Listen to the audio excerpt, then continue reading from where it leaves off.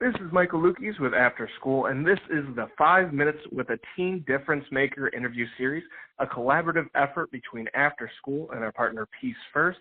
Today we're speaking with Matthew Kaplan, founder of the B1 Project. Matthew, it's an honor to speak with you. Let's get started. In 30 seconds or less, tell us about the B1 Project.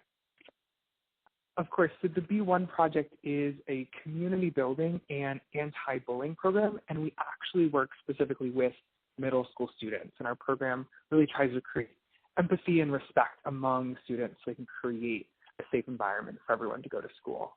Right. An idea often has to go through a lot of iterations before becoming something more than that. After you decided to focus your efforts on raising awareness and proactively preventing bullying, how did you come to your solution, which is the B1 Project? You know, my first task was to really identify the issues that middle schoolers were facing. And I recognized that a lot of programs that already existed targeted high schoolers, and I believe that by high school it was already too late. And so I had to talk to parents and teachers and administrators to really understand the problem. And from there, I was able to really rely on my own experiences as a middle schooler to create my solution.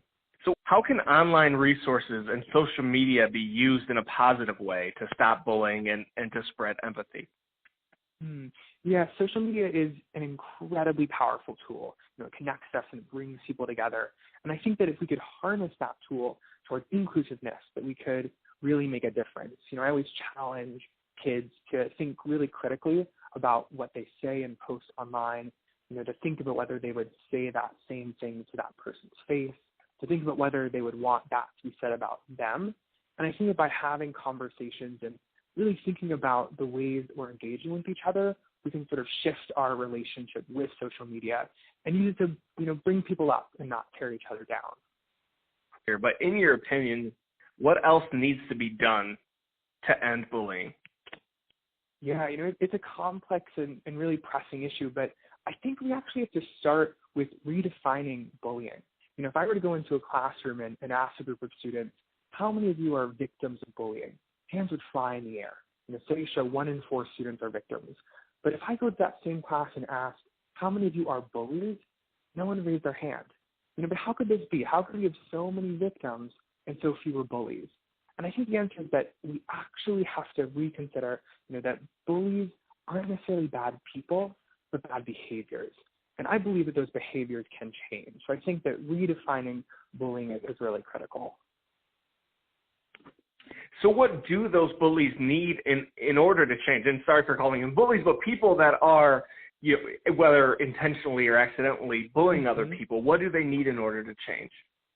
You know, I think that, you know, aha moment is really critical. That moment where, you know, someone realizes that thing that that rumor they spread, that thing that they posted actually hurt someone on the other side. Because I don't think that, you know, people try and, you know, intentionally tear each other down or make each other feel bad. And I think a lot of time it's learned, but I think that we want to, you know, do well and to be better. And so by having that aha moment, you know, I think that folks will really consider again, you know, what kind of people that they want to be. And how can a young person who's passionate about a cause, like you were and are with anti-bullying, find enough time and support to successfully launch a project or organization like you did? Yeah, you know, it's challenging at times, you know, but I think the key for me is at least been really channeling the things that excite me and my personal interests into work that has, you know, social impact. Whether, you know, you love sports or video games or the arts, you know, finding ways to really channel that interest, you know, into something that has, you know, a broader impact is really important. And for me also, you know, I surround myself with people that uplift me and I get energy from them. And having, you know, those folks that are supporting me really encourages me, even when things get tough, to keep going. Just have 2 last questions here. And once again, this is Michael Lukes from After School here with Matthew Kaplan of the B1 Project. So in your Peacemaker video for Peace First, which we'll put a link in the description of the video, you said, "I know that we are ready to change the world as peacemakers right now," referring to teens and youth. Why do you think the younger generation is ready to positively change the world? You know, I think that we're ready because we are the best poised to make a difference. You know, the problems that, you know, the world is facing today are problems that, are close to us. They're problems that we experience each and every day. When it comes to bullying, who better understands the ways that bullying manifests itself in schools right now than students that are in school. And so I really do believe that we are ready, and that we have to be ready to make a difference in the world. How can the Peace First Challenge help young people make a positive impact on the world, and what are other things young people can do?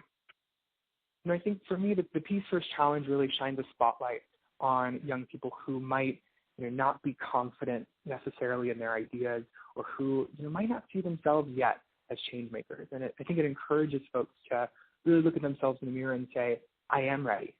It's me, that I have the solutions to the problems that the world faces. And they provide mentorship, some support, some financial opportunities to really bring those ideas to life. Matthew, thanks again for joining me and for acting on your idea to bring positivity and empathy to middle school students. You can follow his organization at the B1 Project on Twitter and visit theb1project.org. To learn more about the Peace First Challenge and to get involved today, visit peacefirst.org and scroll over the challenge heading to get started. Matthew, thanks again. Thank you so much.